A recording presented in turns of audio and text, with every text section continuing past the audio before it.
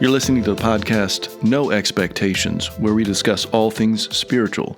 My name's Andrew, a lifelong Zen Bodhisattva, recovering yogi, yoga instructor, and author. And I'm here with my friend and student, Jen. I'm a busy mom, a cyclist. I love to spend time in nature and on my mountain bike, and a yogi. I've been asking myself bigger questions about being on a spiritual path, and I've been asking Andrew a lot of bigger questions about this journey, and we invite you to join us on it. Maybe we'll make you laugh, maybe we won't.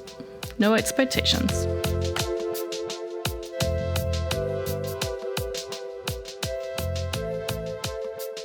You try anything new? All right, so I was thinking about the phrase, don't try. I've been a big fan of Charles Bukowski and his writing for a long, long time. And don't judge me for that because he is not for everyone. I will admit that.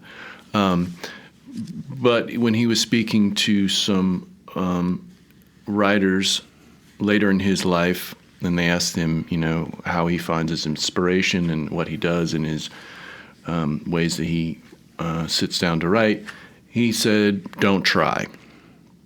And I think from a spiritual standpoint, that's applicable as well. That the more we try, the more we grasp, and the more we want to be on this journey, the more it kind of runs through our hands like water, right? And working with these high-performance student athletes recently, they're 17, and they're just finding their way into meditation, and I'm sure many of them think it's kind of goofy and silly and all that stuff, but there are a few who are finding their way, and they're working hard. And the other day when I sat down and we meditated as a group, my advice to them was don't try. How did they respond? With some very inquisitive looks. Because their entire day, every day of playing tennis is what their sport is they're told to try harder, work more, be the best, go for the top, excel. And if you're not doing those things, you're just not working. Mm-hmm. And it was probably the first time in their young lives that someone said, don't try. And I'm not saying that's in everything in life, but in this instance where you're sitting down to try to meditate, because the more you do try, the more it runs away from you. Mm-hmm. And do you understand what I'm saying about that? Yeah. That I guess having a goal, right?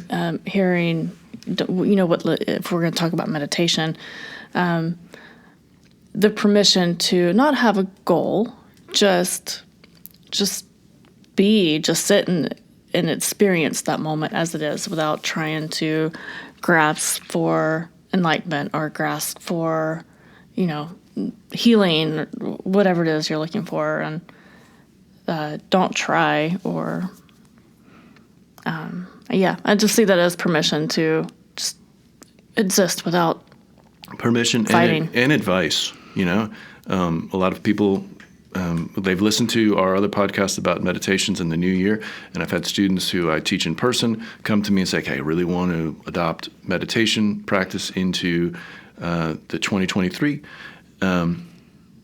And they say, where do I start? How long is it going to take? And when can I get there? And, what's the fastest way? And when I say stuff like don't try to them, they, again, what are you talking about? I asked your question. I want you to answer it. Yeah. Don't try. Don't try. And, if you listen to the podcast about meditation, we talked about, sitting in for short periods of time. That's a not trying. Like if you say, I'm going to sit down for 3 hours, that's trying. That's overreaching. Yeah. If you try to consciously clear your mind, that's trying. like, I'm not going to think about anything. That's difficult. But if you just show up, sit down, see what happens. Yeah. That made sense to me too. Instead of, having a goal of, I'm going to try meditating this year, throw it up against the wall and see if it sticks. You're just meditating. Showing up to meditation. Yeah, I think if you show up with a goal, then you're going to be frustrated. Well, I haven't attained that goal within a certain amount of time. Then this thing must be rubbish. I'm going to throw the whole thing out because I'm no good at this. This thing is silly, and you lose the opportunity. So if we show up and say, I'm not going to try that hard, and if I sit for 3 minutes or 3 hours and I get something out of it or get nothing out of it, that's great. Right? Yeah. Early on throughout my meditation practice, it was just, I wrote about it in my journals quite often of how hard the process was, that I often got discouraged in myself because I was trying so hard to develop this meditation practice that similar to what you had, and where you just, it sounded like it was so easy for you to I sit and meditate every day, and that's what I do. and period. There was no I sit in meditation to seek this or to find this, and conditioning myself to stop trying and just be there took so much work. But and some of the work was hard and some of it was easy. And some days I would get up out of meditation and discouraged that I couldn't sit still. That was one of my biggest challenges, was stopping the tapping of my toes, my fingers, my legs, and eyes, and slowly I would find myself giving up and then coming back. All right, let's try it again. That's where it was. Yeah. No, but the showing back up was it, because we can easily walk away. We can easily roll up our blanket and put our zafu or pillow in the closet and not come back to it. But knowing, the day before you left and you were a little upset with yourself for the wrong reasons, and coming back again and sitting. Yeah. That's where the real work is, right there. Just the opportunity to come and sit again. Try it again. I'm gonna try. See if it's. I know I can't stop saying try, but it's baked into the cake, right? It's just baked. Do or do not. There is no try. Oh, please. No Star Wars quotes here, please. It's too late. It's already come out. That's my advice. Moving forward, whenever you sit down, whenever you're going through the spiritual things in your life, don't try to force it. Are we forcing a goal to have silence in our minds? Or are we forcing no thoughts? I don't know. Some of the questions I got when you sit about meditation. So what happens when let's say if we were doing yoga asana together, and we're just moving through asanas in maybe a very simple vinyasa class where we're just constantly moving, trying to link breath and movement together. Tell me about what happens in your mind when you take a class like that. Well, it depends on where I'm taking this class. But if I'm taking a class at a regular studio, my goal is to drown out the noise, whether the teacher's playing music or, the people beside me or the mirror that's in front of me, and close my eyes and just... I didn't ask you what your goal was. No, you didn't. What did you ask? I asked you what's going on in your mind. What's going on in my mind? Yeah. There was a time when the thoughts going through my mind is, am I doing this right? Oh my God, I'm not doing this right. I can't do that. Yeah. So were you thinking about other things in your life? Were you thinking about the past and the future? Yeah. Hold on. So let me get this straight. So you're taking my class. Yes. And we're doing yoga asana at a and it's been a while since she's taken one of my vinyasas class. There's a reason why. Just playing. But so you're telling me at that time that you were still thinking about what had happened yesterday and were thinking about what was going to happen in the future and and thinking about, is he going to come over and correct me because if I'm doing this right or wrong? Simultaneously, you were doing all of this. In the beginning of my yoga journey and taking classes and getting back into yoga, absolutely. Like my brain was full of thoughts of being in this class and okay. So in the beginning, let's say maybe later on after a few years, what are your thought processes going on in a vinyasa type class? Oh, how soon can I remove all the distractions and take this class without thinking about it? So you're thinking about you're thinking about not having to think about distractions while you're thinking about as distractions. I'm walking into the class. I'm talking real time. Real time in the class. I'm hopefully not thinking about anything. Why is that? Because you're distracted by the movement. But it's taken a while to get there, but we're getting there. Because most people, that's what they show up for. When they show up to a faster paced power vinyasa or something like that, they don't want to think. Right? Mm-hmm. So we're moving, we're distracting ourselves. I'm not thinking about what's for dinner. I'm not thinking about what happened at work earlier. I'm not thinking about XYZ that's going to happen. Right? Or catch up with that person after class. I'm not really thinking about much, but maybe I'm thinking about the person that's next to me or something like that. It's more immediate, right? But then when we stop and you sit down, and if you're taking a class where they offer you the opportunity to sit in a meditation, what happens to your mind? It all comes rushing back in. Boom, it's a flood because now you're thinking about all of those things. What happened in class? Did I do it right? Oh, I could have done better, blah, blah, blah. What's happening for dinner? Oh, I forgot to buy this. Can we get this show moving because I've got places to be? Yeah. Right. So when we sit, your mind floods. Mm-hmm. Okay? My recommendation is that when you sit, it's okay to acknowledge those thoughts. Like this idea of consciously trying, again, that word, to push those things away creates more tension in your system. Mm-hmm. Gets the heart rate up, gets the breathing up. A thought comes into your mind, I need to make meatloaf for dinner. Fine. That's a thing. Let it go by. Yeah. Let it pass by. Don't think about all the parts that are in the meatloaf and sit and fixate on meatloaf for your meditation. Realize that thought exists. Go, I see you there. I'm going to put you to the side. Mm-hmm. And just gently wave it away.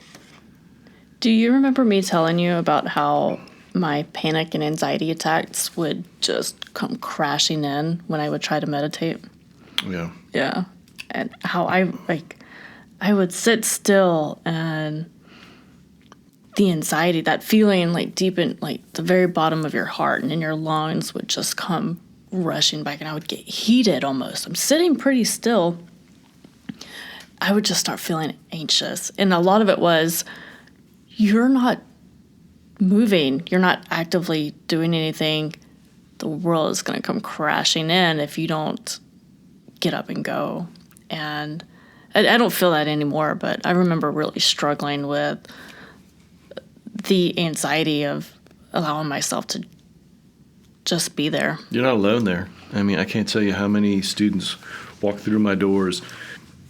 We go through, the asanas. We get finished. We come down. We find our way in shavasana, and they're fidgeting the entire time.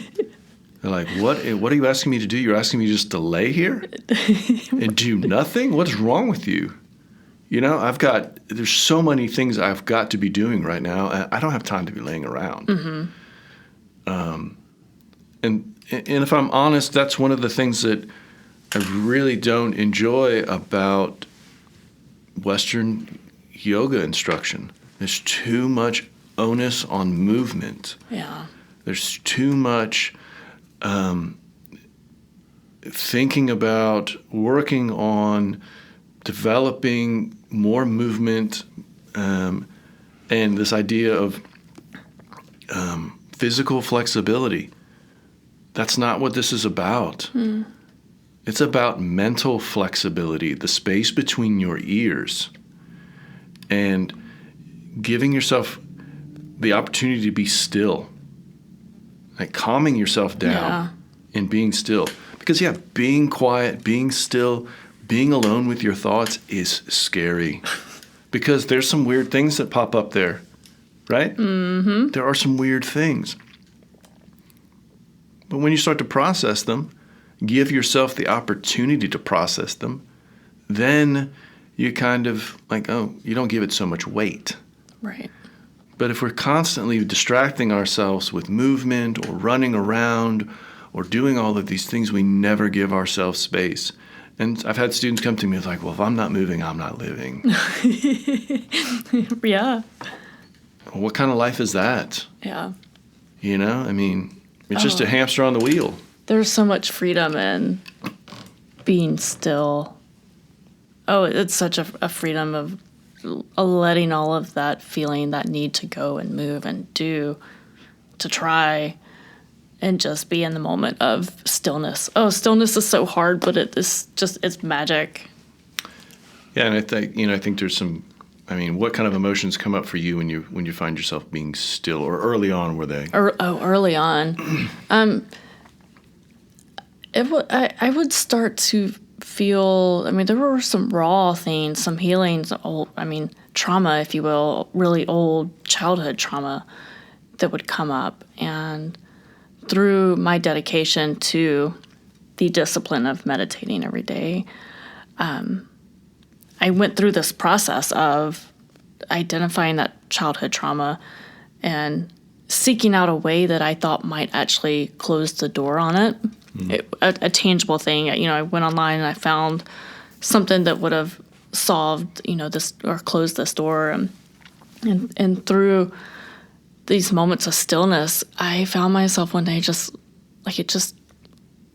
washed over me. It was done. And I no longer felt the need to pursue that door, to not only open it, to yell inside it and slam it shut. And releasing that was very powerful to me. But it only worked when you continued to show up, and whether you knew it or not at the time, you weren't trying. I wasn't trying. I was implementing the discipline of the ritual of meditating because I knew it had a need, it had a purpose, but I did not focus on what that purpose was. I just knew it. Yeah, and I think that's the thing. Is just when you show up with no expectation, don't try. And see what happens. Okay. So don't try. Don't try.